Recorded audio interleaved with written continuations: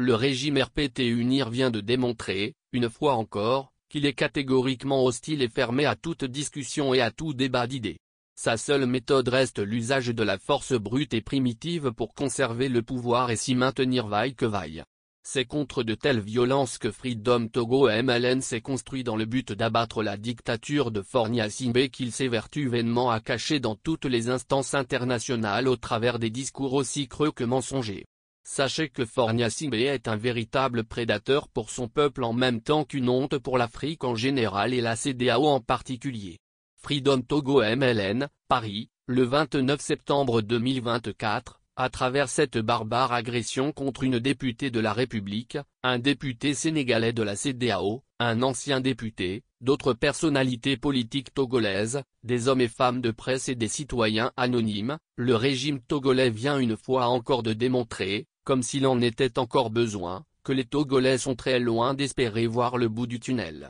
C'est également un véritable camouflet de Faure Gnassingbé et de ses inconditionnels aux Togolais qui se font encore des illusions qu'il est possible de faire de la démocratie dans une dictature. Les rêveurs qui disent lutter contre le régime liberticide Gnassingbé et qui en même temps croient qu'ils peuvent atteindre cet objectif en allant aux élections, ou en allant siéger dans un parlement qui n'est qu'une chambre d'enregistrement, doivent être arrivés aujourd'hui à la fin de leurs illusions, avec cet énième comportement de voyous organisé depuis le sommet de l'État togolais. L'une des victimes stars de la violence de cet après-midi de dimanche 29 septembre 2024, en dehors du Sénégalais Guy Marius Sagna, était la députée togolaise, Brigitte Kafui Adjamago, également premier responsable de la CDPA, Convention démocratique des peuples africains, et de la DMP, Dynamique pour la majorité du peuple. Et nous espérons que Madame Adjamago, pour qui nous avons un grand respect pour son courage, surtout en tant que femme combattante contre un si terrible régime sans foi ni loi, aura compris qu'on ne peut pas rendre un pouvoir, aussi autiste et méchant, comme celui de Lomé, fréquentable et démocratique malgré lui.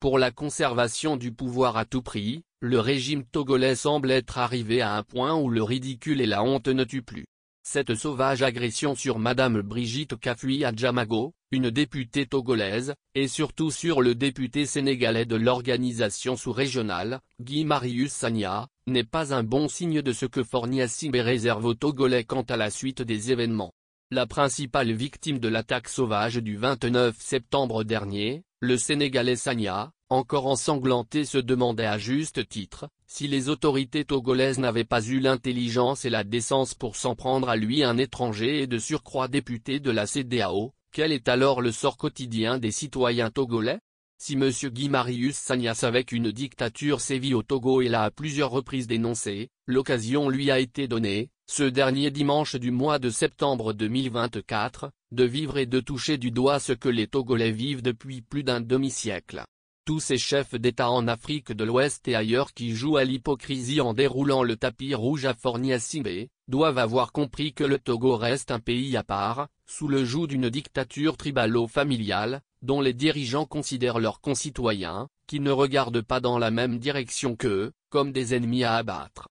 C'est pourquoi nous disons que la Togolaise Ibrahima Méminatou, une proche, sinon une très proche de Faure Gnassingbé, n'est pas qualifiée pour être à la tête du Parlement de la CEDEAO, si cette organisation veut vraiment faire sa mue et redevenir une CEDEAO des peuples. Ibrahima Méminatou à la tête du Parlement de l'organisation sous-régionale reviendrait à accepter que toutes les grandes décisions, à même de servir à l'épanouissement des peuples de l'espace communautaire, soient bloquées, comme cela se passe avec le peuple togolais. Si Faure Gnassingbé et son entourage, aussi bien civil que militaire, continuent à se moquer des Togolais, à faire fi de leurs légitimes revendications pour une gouvernance plus humaine et démocratique en restant fidèles à la formule le chien aboie, la caravane passe, c'est parce qu'en face d'eux il n'y a que division et égoïsme. Comme le titre de notre article l'indiquait, ce comportement de voyous, organisé, comme toujours, depuis le sommet de l'État, le 29 septembre 2024, devrait servir d'avant-goût de ce qui nous attend en tant que Togolais et Togolaises, si nous continuons à nous montrer incapables de nous entendre et nous organiser.